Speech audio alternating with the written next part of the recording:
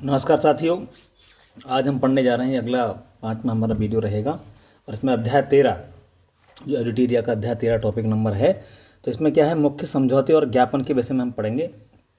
भारत और अन्य देशों के साथ हमारे मुख्य समझौते हुए हैं कुछ, जैसे कि अगस्त में, अभी हाल ही में गुजरात के लोथल में समुद्री विरासत परिसर को विकसित करने का एक समझौता हुआ है। ये वियतनाम के साथ हुआ है। वियतनाम से विरासत याद कर लेंगे आप। और सौर फोटोवोल्टिक पीवी बिजली संयंत्र स्थापित करने का जो समझौता हुआ है वो हुआ है हमारा गुआना के साथ में। ठीक है। मैजिड द्वीप पर एक हवाई अड्डे टर्मिनल का निर्माण करने का समझौता हुआ है भारत और मार्शल द्वीप के साथ। और अगला देते हैं, अडानी पोस्ट स्पेशल इकोनॉमी के जोन दार एस सलाम पोर्ट पर कंटेनर टर्मिनल 2 संचालन और प्रबंधन के लिए 30 साल का रियायत समझौता हुआ है। तो ये तंजानिया के साथ हुआ है। अगले 10 वर्षों के लिए चाबहार बंदरगाह, आपको बताना है चाबहार बंदरगाह किस देश का है, के साथ हमारा समझौता हुआ है। आप देखिए एक बार चाबहार पोर्ट पे, तो चाबहार इसमें दे ही दिया, हम आंसर तो आपको मिल ही गया। तो चाबहार पोर्ट है ईरान का, तो भारत और ईरान के बीच ही समझौता होगा, 10 सालों के लिए हुआ है। ठीक है। वीजा छूट पर एक समझौते पर हस्ताक्षर हुआ है भारत और मालडोवा के बीच। कोई वीजा हम एक दूसरे के लिए स्वीकार नहीं करेंगे, कोई जरूरत ही नहीं पड़ेगी, ऐसा करा। भारत के कैग ने लेखा परीक्षक के क्षेत्र में विशेषज्ञता आदान प्रदान करने का समझौता नेपाल से हुआ है। 2025-30 तक 1500 कर्मचारियों अधिकारियों के लिए क्षमता निर्माण नवीनीकरण का समझौता बांग्लादेश से हुआ है। दोहरे कराधान परिहार समझौता ये जो मॉरिशस से हुआ है। ठीक है, इसके प्रोटोकॉल पर हस्ताक्षर हो गए हैं। आगे चलते हैं, कुवैत से हमारा हुआ है वित्तीय विनियामक और पारिस्थितिकी तंत्र के भीतर प्रौद्योगिकी और नवाचार के लिए समझौता। पेट्रोलियम तेल स्नेहक और संबंधित उत्पादों की सामान्य आपूर्ति के लिए भूटान से हमारा समझौता हुआ है। पेट्रोलियम तेल स्नेहक जो होते हैं इन सब के लिए। आगे चलते हैं, हमारा सिंगापुर से समझौता हो रहा है वाणिज्यिक विवाद को लेकर। और कोटे दे आइवर के साथ हुआ है भूविज्ञान और खनिज संसाधन के संबंध में। भारतीय श्रमिकों को रोजगार उपलब्ध कराने के लिए समझौता हुआ है ताइवान के साथ में, कि भारतीय श्रमिकों को रोजगार दे दिया जाए। कुड़नकुलम परमाणु विद्युत परियोजना स्थल में आंतरिक परमाणु रिएक्टरों के निर्माण हेतु समझौता रूस। देखो रूस से हमारा परमाणु विद्युत परियोजना के कुड़नकुलम वाली जो है ना, उसके रिएक्टर, जो परमाणु रिएक्टर के निर्माण के लिए समझौता रूस से हुआ है। ध्यान रखना, परमाणु रूस। और 10 वर्षों में 10,000 मेगावाट बिजली नेपाल से आयात करने का समझौता, तो नेपाल से होगा बिजली आयात का समझौता। अब रक्षा अंतरिक्ष साझेदारी के लिए समझौता फ्रांस से हुआ है अंतरिक्ष संबंध में। हाइड्रोकार्बन के बहुमूल्य श्रृंखला के उपयोग के लिए गुआना से हुआ है। 2030 तक भारतीय रेलवे को शुद्ध कार्बन तक पहुंचाने के लिए USAID से समझौता हुआ है। ठीक है। आगे चलते हैं, सूचना प्रौद्योगिकी के क्षेत्र में एक और समझौता हुआ है भारत का ओमान से। और सेमीकंडक्टर उद्योग के विकास के लिए यूरोपीय संघ से हमने समझौता किया है। चिकित्सा उत्पाद विनिमय और चिकित्सा उत्पादों की गुणवत्ता में समझौता नीदरलैंड से हुआ है चिकित्सा संबंधी। शिक्षा को सहयोग को बढ़ावा देने के लिए संयुक्त अरब अमीरात से समझौता हुआ है। पर्यटकों के लिए वीजा मुक्त प्रवेश हस्ताक्षर करने के लिए थाईलैंड हमारे देश के बहुत सारे लोग जाते हैं, इसलिए थाईलैंड से भी हमारा समझौता हुआ है। श्रमिक छात्रों और पेशेवरों की निर्बाध आवाजाही के लिए प्रवासन का समझौता इटली से हुआ है, कि पढ़ने के लिए छात्र जाएं, श्रमिक जाएं, पेशेवर लोग जाएं, तो निर्बाध आवाजाही होनी चाहिए। ठीक है। खेल, समुद्री उद्योग और सांस्कृतिक आदान प्रदान के लिए 6 समझौतों पर ज्ञापन हुए हैं, तंजानिया के साथ हुआ है। और हरित हाइड्रोजन के लिए समझौता, ये अक्टूबर पिछले साल का समझौता है सऊदी अरब के साथ। तो यानी 1 वर्ष का टोटल जो समझौते हैं महत्वपूर्ण, वो आपने देख लिए हैं। इनको एक बार रिवाइज करिएगा अच्छे से। जैसे अंतरिक्ष, मैंने कहा था अंतरिक्ष, याद करो अंतरिक्ष किससे हुआ होगा हमारा, याद करो, फ्रांस से। और अगर हम बिजली की कहें तो नेपाल से। कुड़नकुलम रूस से, ये आपको ध्यान रखने हैं, इसमें सभी दे रखा है। मैजिड द्वीप पे तो मार्शल द्वीप से। अडानी के वाला तंजानिया से, तो आपको ये थोड़ा ध्यान रखना। अब आगे चलते हैं, हाल ही में शुरू किए गए नए दिवस और उनकी मुख्य बिंदु क्या थे। जैसे अभी हाल ही में कुछ दिवस शुरू किए, जैसे हैदराबाद मुक्ति दिवस, तो 17 सितंबर को किया। ये गृह मंत्रालय की घोषणा पे हुआ था। 17 सितंबर इसलिए किया गया क्योंकि इस दिन ऑपरेशन पोलो के तहत हैदराबाद को निजाम से मुक्त कराया था, तो इसलिए हैदराबाद मुक्ति दिवस है ना। आपको पता ही होगा, सन 1948 में हैदराबाद के जो निजाम हुआ करते थे उनसे इसे आज़ाद कराया गया। आगे, संविधान हत्या दिवस 25 जून को। 25 जून को संविधान हत्या दिवस इसलिए बताते हैं क्योंकि 25 जून 75 को इंदिरा गांधी ने 31 मार्च तक के लिए आपातकाल की घोषणा की थी। तो बीजेपी सरकार है, कांग्रेस सरकार के द्वारा लाई हुई नीतियों का विरोध करने का स्वाभाविक है। अंतर्राष्ट्रीय आलू दिवस 30 मई को अंतर्राष्ट्रीय आलू दिवस। संयुक्त राष्ट्र महाने आलू के विशेष इसको विविध पोषण संबंधी कुछ पर्यावरण सांस्कृतिक मूल्यों के बारे में जागरूकता बढ़ाने के लिए 30 मई को आलू दिवस, ये अंतर्राष्ट्रीय आलू दिवस है। फुटबॉल दिवस, विश्व फुटबॉल 25 मई को, ये नया हुआ है, 25 मई को प्रतिवर्ष मनाया जाएगा। अब आगे आते हैं, कुछ और भी हैं जो महत्वपूर्ण हैं, जिन्हें में नॉन वेज डे है ना, नो नॉन वेज दिवस 25 नवंबर को उत्तर प्रदेश सरकार ने किया है, बहुत इंपॉर्टेंट है, खा जाओ चबा लो इसको तो एकदम। साधु टी.एल. वासवानी की जयंती पर 25 नवंबर को मांस रहित दिवस घोषित किया गया है। ठीक है, नीलगिरी तहर दिवस 7 अक्टूबर को है ना। आपको बताइए 5 अक्टूबर कौन सा दिवस होता है, आप मुझे कमेंट करके बताइए जरूर से। 5 अक्टूबर को भी एक दिवस मनाया जाता है, वो कौन सा है? 7 अक्टूबर को तमिलनाडु सरकार ने ये मनाया नीलगिरी तहर दिवस। ठीक है, नीलगिरी तहर दिवस पहला मनाया गया है। अंतर्राष्ट्रीय अंतरिक्ष दिवस, आपको पता होगा ये मनाया जाता है क्योंकि इस दिन हमारा जो चंद्रयान 3 का सफल लैंडिंग हुई थी 23 अगस्त को, तो प्रधानमंत्री मोदी जी ने इसे अंतरिक्ष दिवस राष्ट्रीय मनाने की घोषणा की 23 अगस्त। स्वतंत्र वीर गौरव दिवस, महाराष्ट्र सरकार ने इसकी घोषणा की है बी.डी. सावरकर की जयंती पे, है ना। अब आगे आते हैं, विश्व सतत परिवहन दिवस 26 नवंबर को। समर्पण दिवस इसी साल का है, इसी साल घोषित किया है समर्पण दिवस। तो समर्पण दिवस जो है, समर्पण दिवस किसकी याद में मनाया जा रहा है? पंडित दीनदयाल उपाध्याय जी की में 11 फरवरी को। डॉल्फिन दिवस 5 अक्टूबर, मैंने बताया पूछा था आपसे क्वेश्चन। मैत्री दिवस 6 दिसंबर को, ये बांग्लादेश के साथ 6 दिसंबर को फ्रेंडशिप डे मनाने की ऐलान किया गया है इस बार। 1971 को इसी दिन हमने भारत ने बांग्लादेश को मान्यता दी थी 6 दिसंबर को। ठीक है, पराक्रम दिवस नेताजी सुभाष चंद्र बोस की जयंती है 23 जनवरी। 125वीं जयंती पर केंद्र सरकार ने पराक्रम दिवस की घोषणा की है। ठीक है, वीर बाल दिवस 26 दिसंबर को नरेंद्र मोदी गुरु गोविंद सिंह के 4 पुत्रों की श्रद्धांजलि के उपलक्ष्य में ये ऐसा किया जाता है। जनजातीय गौरव दिवस बिरसा मुंडा की याद में उनके जन्मदिवस पर 15 नवंबर को मनाया जाता है। और विभाजन विभीषिका 14 अगस्त को ये हो गया। अब आगे चलते हैं, कुछ प्रमुख राष्ट्रीय सम्मेलन, इनके बारे में पढ़ते हैं। कुछ राष्ट्रीय सम्मेलन मनाए जा रहे हैं, तो थोड़ा बहुत जो इंपॉर्टेंट होंगे उन पर चर्चा जरूर करेंगे। 46वां विश्व धरोहर समिति का दिवस जुलाई को मनाया गया और उद्घाटन मोदी जी द्वारा किया गया। पहली बार इसकी मेजबानी भारत कर रहा है, दिल्ली में इसका मनाया गया है ये सम्मेलन या बैठक। कौन सा? विश्व धरोहर समिति की 46वीं बैठक। अब आते हैं 46वीं अंटार्कटिक संधि परामर्श बैठक और 26वीं पर्यावरण संरक्षण समिति मई 2024 को कोचीन के केरल में मनाई गई। वसुधैव कुटुंबकम की थीम पर आयोजित थी।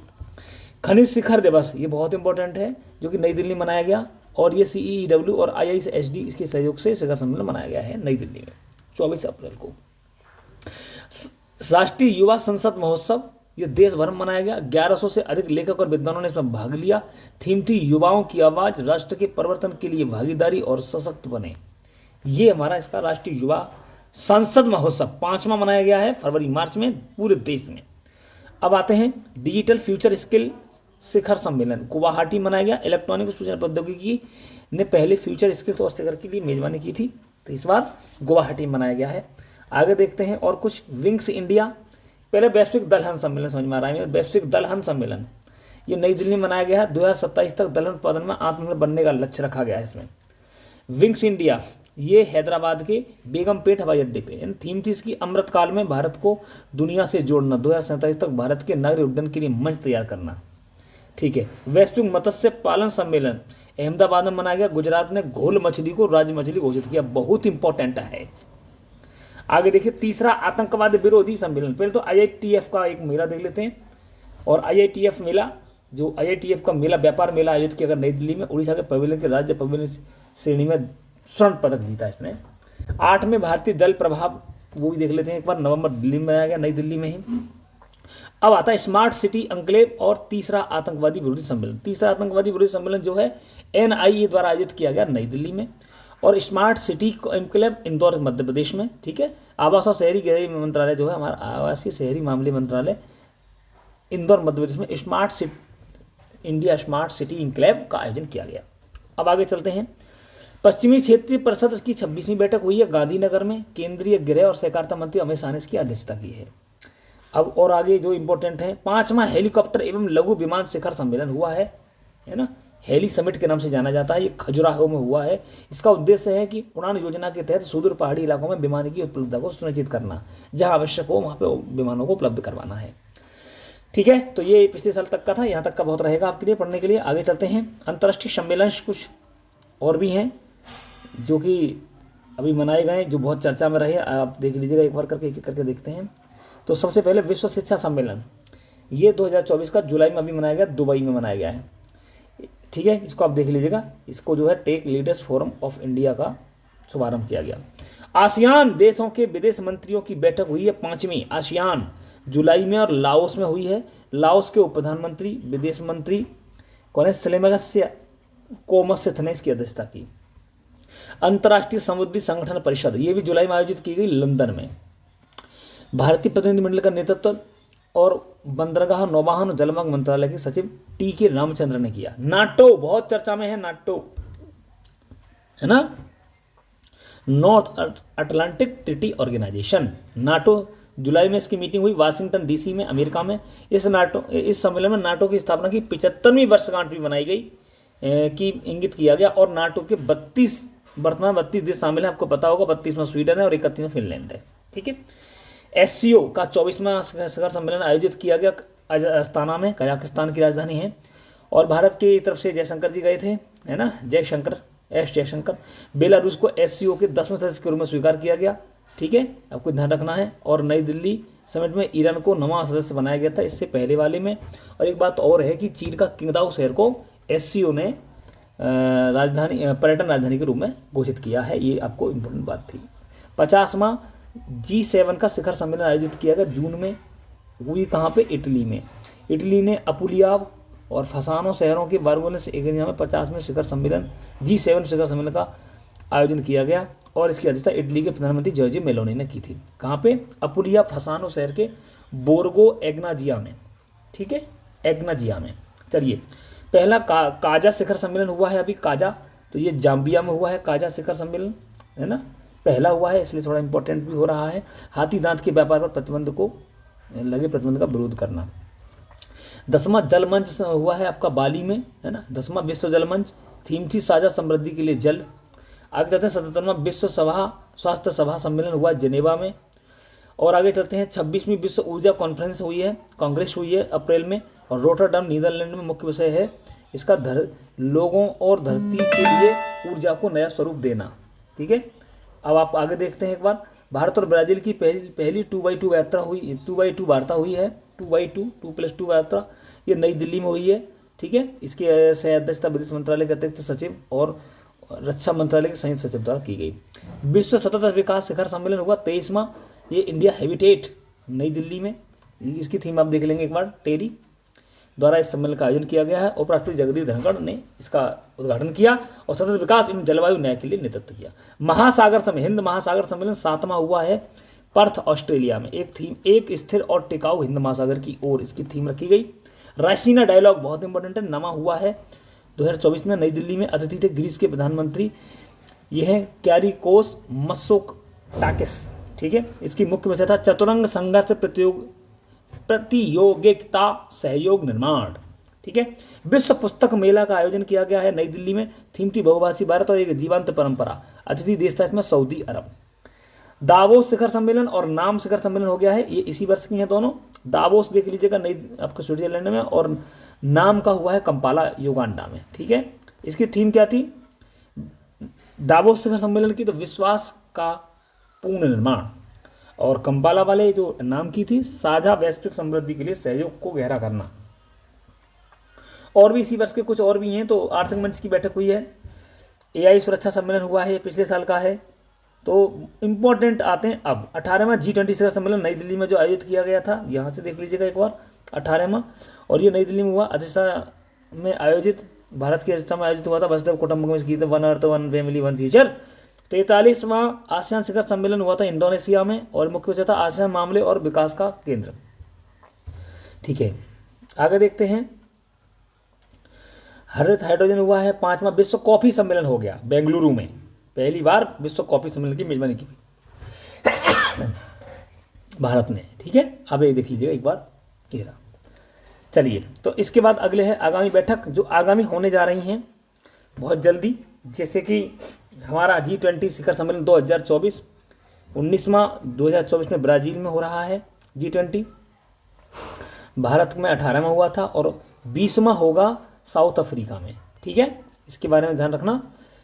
ये इसकी स्थापना 26 सितंबर 1999 में हुई थी G20 की, और कुल देश इसमें जो है 19 देश हैं, और EU और अफ्रीकन जोड़ करके 19 देश और 2 यूनियन हैं, अरब यानी कि यूरोप यूनियन और अफ्रीकन यूनियन।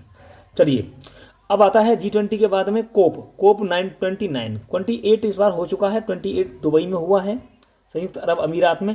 पहली बैठक 95 में हुई थी जर्मनी के बर्लिन में, और इसके बाद 28वां 95 से 28 जोड़ लेंगे आप तो आपको पता चल जाएगा कि 28 जो है 2023 में आयोजित किया गया है। और 29वां हो रहा है जलवायु परिवर्तन जो है बाकू अजरबैजान में, और 30वां होगा ब्राजील में। ठीक है, SCO का 25वां शिखर सम्मेलन, 24वां तो इस बार हो गया कजाकिस्तान की अस्ताना, मैंने बता दिया। 25वां जो होगा वो चीन में होगा। और ये SCO की स्थापना हुई थी 2001 में, मुख्यालय बीजिंग है। पहले इसका नाम संघाई 5 के नाम से था। ठीक है, कुल देश इसमें 10 हो गए हैं, अब 10वां बेलारूस जुड़ा, 9वां ईरान जुड़ा है। इससे पहले 2 देश और जुड़े थे जिसमें भारत पाकिस्तान को भी शामिल किया गया। उससे पहले 5 थे, रूस, चीन, कजाकिस्तान, किर्गिस्तान और ताजिकिस्तान, और इसके बाद उज्बेकिस्तान जोड़ा गया और भारत पाकिस्तान जोड़ा गया, और इसके बाद अब 9वां है ईरान और 10वां बेलारूस है। चलिए, G7 का 51वां शिखर सम्मेलन कनाडा में होना है, G7 का कनाडा में होना है। ठीक है, और इसके बाद 44वां 45वां आसियान शिखर सम्मेलन लाओस में होना है। नाटो का 35वां शिखर सम्मेलन हेग नीदरलैंड में होना है। 34वां अमेरिका में हो गया, जो अगले साल होगा नाटो का। ठीक है, मुख्यालय इसका ब्रसेल्स में है। नाटो बहुत चर्चा में रहता है इसलिए बता रहा हूँ। 32वां देश स्वीडन, 31वां फिनलैंड, कुल 32 देश हो गए। 1949 में बना था, मुख्यालय ब्रसेल्स में है। नाम का 19वां जो होना वो युगांडा में होना है, और 18वां बाकू अजरबैजान में, अभी हम पीछे पड़ा था। स्थापना 61 में हुई थी, कुल देश 120 हैं। और ब्रिक्स शिखर सम्मेलन 16वां रूस में होना है, और इससे पहले जो 15वां हुआ दक्षिण अफ्रीका में, और इसकी स्थापना हुई थी 2009 में। कुल देशों की संख्या 10 है।